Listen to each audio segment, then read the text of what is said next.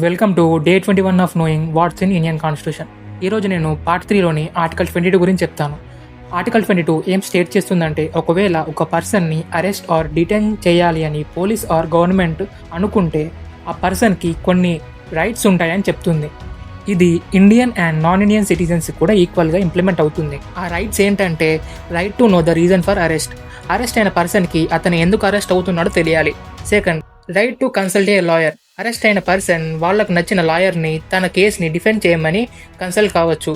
ఇలా ఎందుకంటే అందరికీ ఫేర్ ఛాన్స్ ఉండాలి వాళ్ళని వాళ్ళు కోర్టులో డిఫెండ్ చేసుకోవడానికి. Third, right to be presented before magistrate with in 24 hours.